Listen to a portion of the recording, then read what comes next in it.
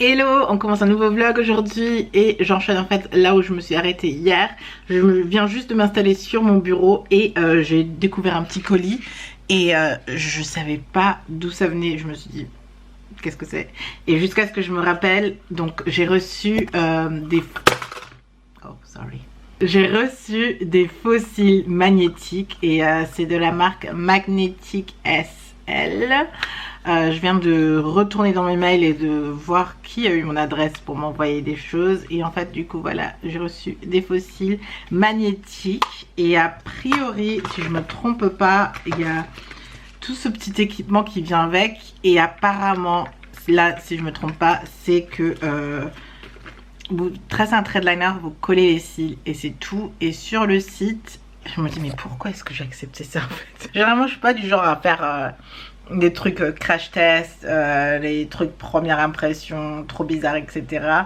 Et du coup, je me demande qu'est-ce qui a fait que j'ai accepté ça. Et en fait, je suis retournée sur le site et je me suis dit, ah, ok, d'accord. Donc voilà le site et quand j'ai scrollé, apparemment, ça a l'air hyper facile et faisable. Et je me suis dit, bon, ok, le site a l'air aussi professionnel, donc je me suis dit, ok, pourquoi pas. Et les Kardashians utilisent ça. Je me suis dit, ok, d'accord. Et je crois que Léna, une des influenceuses françaises, elle, utilise ça aussi. Du coup, je la regarde pas, Léna. Ouais, donc Léna. Je regarde pas, mais je me suis dit, ok.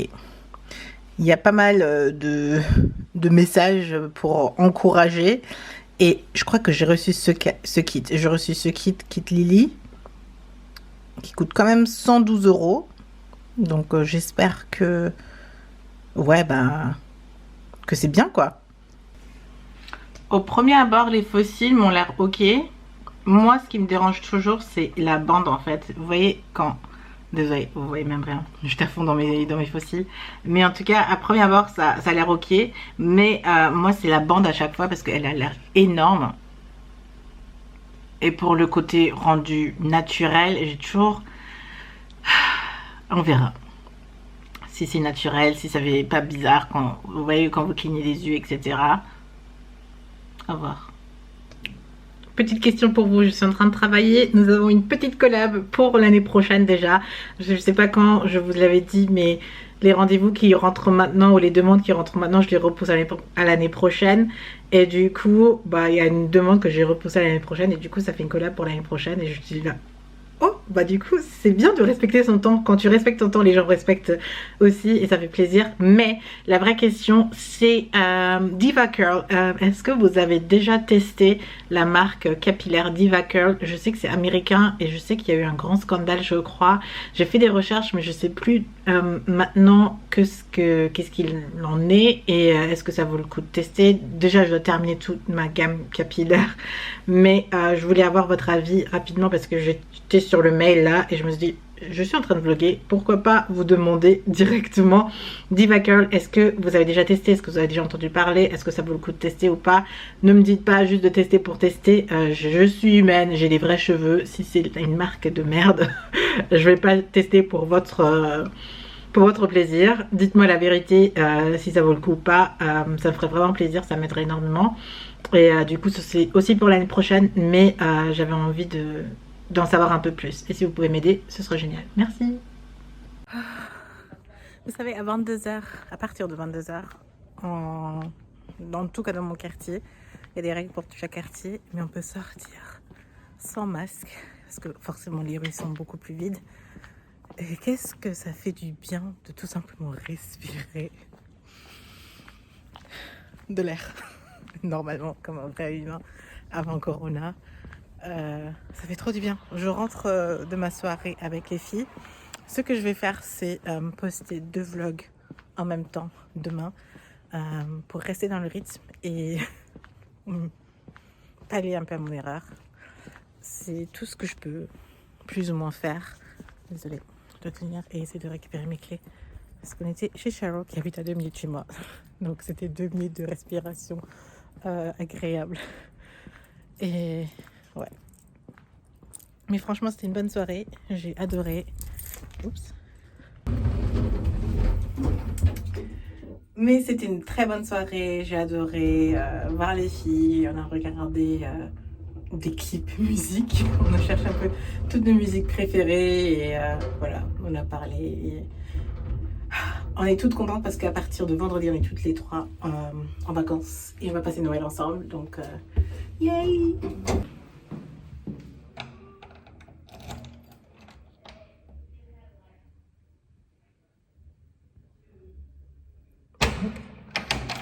À côté, en fait, il y a mon voisin qui habite aussi, qui est mon ami.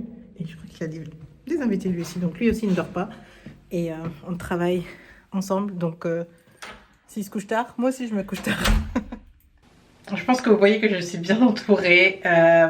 Antoine, en fait, c'est mon voisin qui habite dans le même immeuble que moi. Cheryl habite à 2 minutes chez moi. Anne-Marie habite à 7 minutes de chez moi.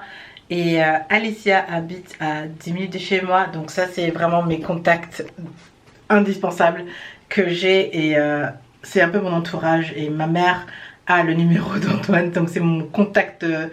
comment dire, mon contact SOS en fait. C'est quand il y a un souci, ma mère appelle lui direct. Genre, parfois qu'elle n'arrive pas à me joindre, c'est lui qu'elle appelle. Et je pense que c'est important de se créer un entourage de sécurité, de gens autour de soi, etc.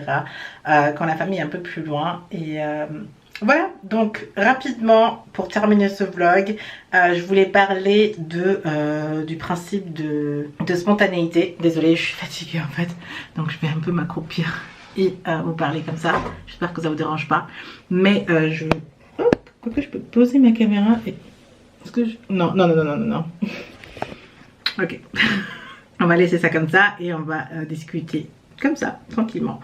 Alors, spontanéité, pour moi, il y a deux sortes de spontanéité. Une fois, la spontanéité, on n'a vraiment aucune idée et du coup, il y a zéro plan où on se laisse un peu guider par les événements des choses. Et spontanéité comme un changement de plan imprévu qui au final reste important.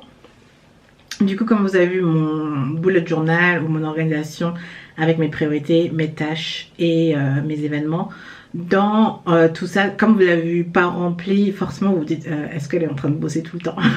Mais parfois dans les to-do, c'est par exemple acheter un cadeau pour telle personne ou je sais pas, qu'est-ce que j'ai parfois dans ça, à faire les courses pour cette personne ou je sais pas non plus. Mais dans les cœurs, il y a aussi envoyer un message vidéo à la personne. Et dans les événements, dans mon calendrier avec les événements, vous avez aussi parfois aller prendre un café avec telle personne, aller manger le midi avec cette personne, faire une balade avec cette personne. Donc ça c'est aussi planifié, mais parfois il y a des gens qui veulent me voir juste comme ça et je suis obligée de dire non. Et je suis obligée de ne pas être spontanée dans ce sens-là parce que du coup j'essaye d'être présente et responsable de toutes les choses que je veux faire. Et ouais, dans ce cas-là, je dirais que je suis pas spontanée. Si tu veux... Enfin, souvent il y a des gens qui m'appellent, c'est est-ce que tu as le temps demain pour qu'on se voit? Et je me dois dire non parce que ma journée de demain par exemple est déjà prévue, donc je peux pas. Par contre, on peut se voir la semaine prochaine ou dans 2 semaines quand tu as le temps, etc. Et du coup, je décale les personnes pour créer un espace pour eux. Par contre, mais un très bon exemple par contre que je peux donner, c'est Cheryl.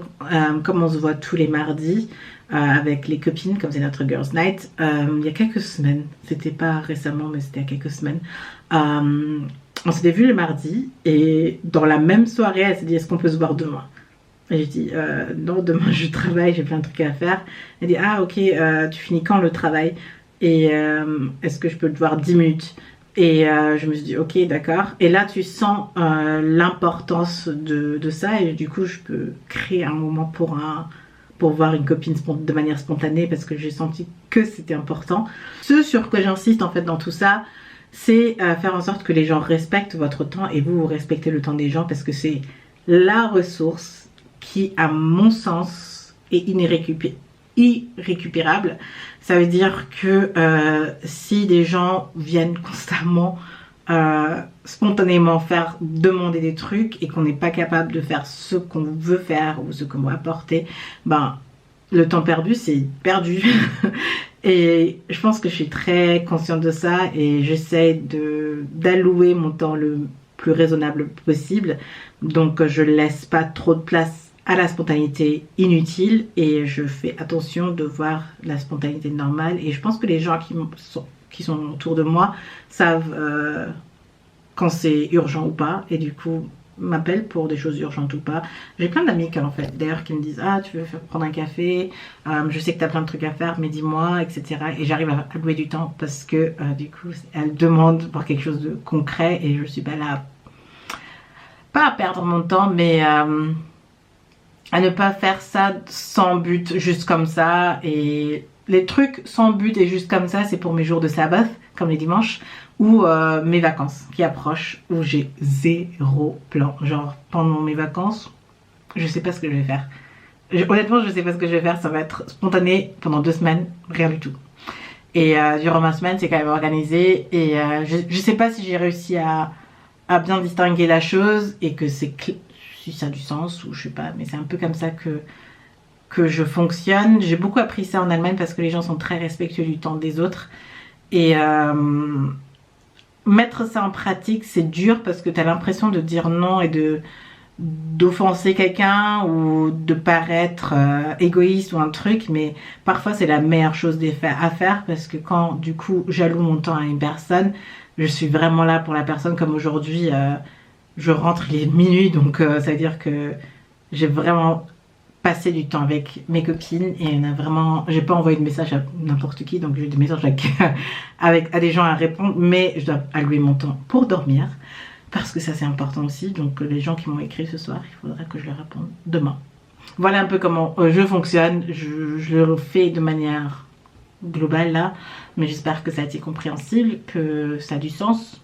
En tout cas ça a du sens pour moi. Les gens qui entourent ma vie et qui savent comment je vis, comment je fonctionne, ça va, et j'essaie de respecter aussi le temps des autres, mais aussi les moments où les gens ont besoin d'attention. Je fais de mon mieux et de mon côté ça va, et c'est ce qui est le plus important. Voilà, je vous dis à demain pour 2 vlogs.